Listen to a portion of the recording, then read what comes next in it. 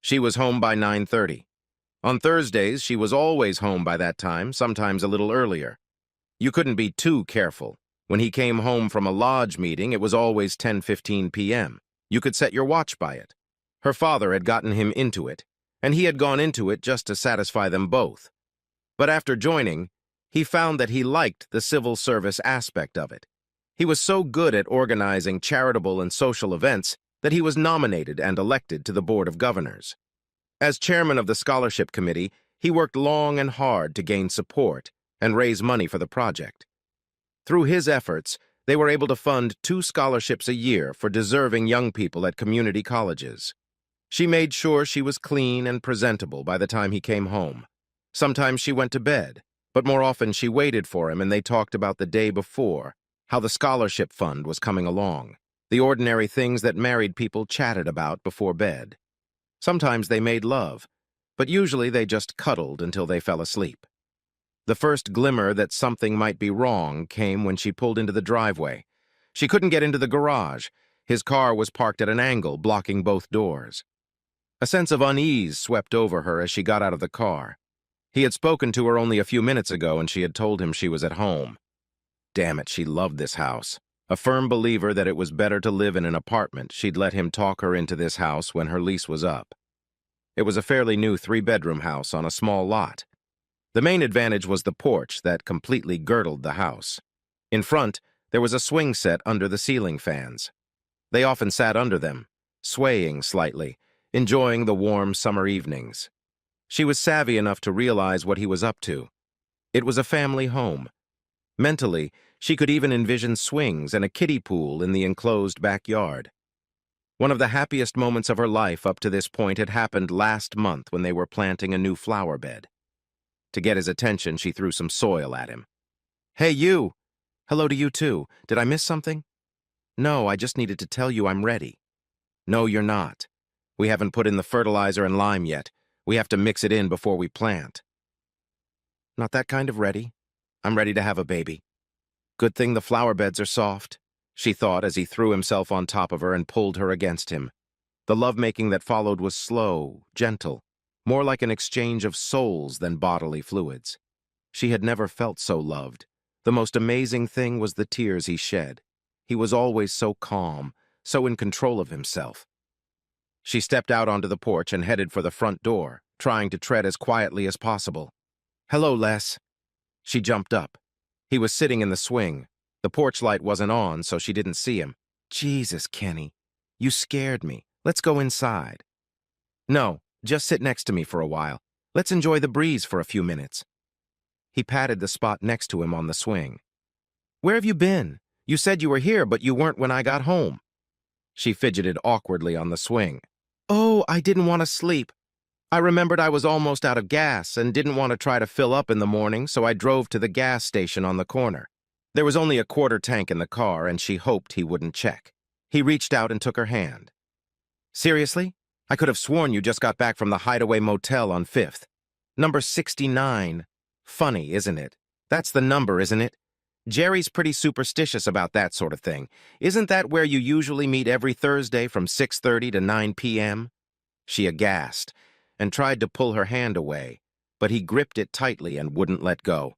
"Relax, Les. I'm not going to hurt you, but I want you to promise to listen without interrupting. I promise that when we're done, it'll be your turn to talk and mine to listen. Will you do that for me?" "I will." She hunched over, squeezed herself into a lump, and sobbed loudly. He continued to speak in a quiet voice, devoid of intonation. "When I first found out, I refused to believe it. You were seen by one of your friends? No, I don't know which one. She sent me an email from a public account. I ignored it at first, but the seed was planted and it germinated, creeping into the crevices of my brain until I finally had to get rid of it by refuting it. Then I checked it out. I asked a friend to watch the house for me. Do you have any idea how humiliating it is to ask someone to do that? Especially if they're a friend of both of us. This favor may have ended my friendship with him. It was horrifying to watch him struggle with his emotions as he laid out the case to me. He even had pictures of you and Jerry going in and out of the motel room, including the hello and goodbye kisses. Lucky for us, he doesn't know what kind of person that was. Now he tries to avoid me. I think the pain he saw on my face that day is what he sees now every time he looks at me. Small sobs came out of her mouth. She tried to speak, but he gently put his fingers to her lips. Hush, you promised to listen first. He pressed his fingers to her lips until he felt her nod lightly. Good. I'll try not to take too long. The porch light was off. The only illumination of the scene was the light filtering through the living room drapes. Though he continued to speak in a calm, even tone, his face was a mask of pain and suffering. But in the darkness, she couldn't see it. When he showed me the pictures, I swear the sound of my heart breaking almost deafened me. Literally, my ears rang. But after thinking about it, I felt like I needed to know why. Why could you two do this to us? For the first time in ages, his composure was broken, and a shuddering sob broke out. For a minute, he breathed deeply, fighting to control himself.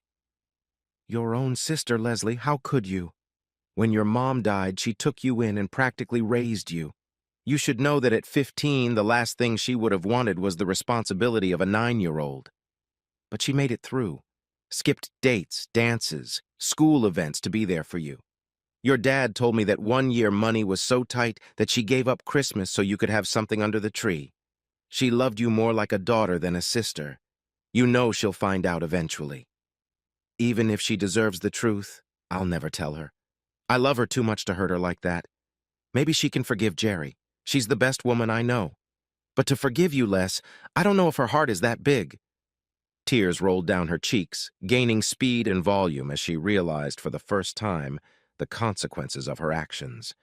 She remembered feeling elation and smugness at having a secret, at getting away with something. Now it seemed so childish to her. Her mind was already searching for ways to fix the situation, desperately hoping she could make things right. How could she have been so stupid? But deep down, she knew that he loved her so much that he would forgive her anything. It was her anchor, her rationalization, that even if she got caught, he would never leave her. For the first time, doubt crept into her soul. I should have known, Les. Why? It was consuming me. That's why I bugged your purse. Remember that cute little flashlight I bought for you? It was also a voice-activated voice recorder. It's amazing what you can find online these days. You know what struck me? There was no spark between you two. It was like, we're here. Let's fuck so we can go home to our families. One time he even called it a quick bite to tear off a piece, and you giggled and agreed. If it meant so little to both of you, why did you do it? Oddly enough, it gave me hope. If it meant so little, maybe it would be over soon. If it did, I would take my knowledge of your affair to my grave. I had a plan. I was going to change my habits, make it difficult for you to continue your meetings. I thought that if it meant so little and I made your meetings difficult, dropped enough hints to scare you, you two would just give up. I even removed the tape recorder from your purse. But then I did something stupid. I listened to it. You want to know why I cried when you said you were ready to have our baby? Exactly because of that. And to me it meant that your affair had run out of steam. He stopped and was quiet for a moment. He took her hand and shook it a little, shushing her when she tried to say something and reminding her that she'd get her chance later. After a while, he started again. Then I listened to the damn tape. It was your undoing, Les. I heard you tell him it was the last time. When he said forever, I swear I heard angels, but they were demons gnashing their teeth in glee. If you don't remember your answer, I still have the tape. He pressed a button on the tape, and she heard her world crumble at her own words. Of course you don't, Jerry. Exactly enough to get me pregnant. I love him and I want to make sure it's his baby. 2 weeks after the doctor confirms I'm pregnant, you'll be back in the saddle. We may have to see each other more often. All my girlfriends say pregnancy is a constant turn-on. Just be glad Kenny will be around to take over. Even in the darkness, Kenny noticed how pale her face had turned. Her rapid, shallow breathing indicated the onset of hyperventilation. He waited for her breathing to return to normal. You have no idea what was going through my head, Les. Horrible things so vicious and vile that I'm ashamed they came into my head. I was going to destroy you, maybe kill Jerry. A slow, miserable, agonizing death.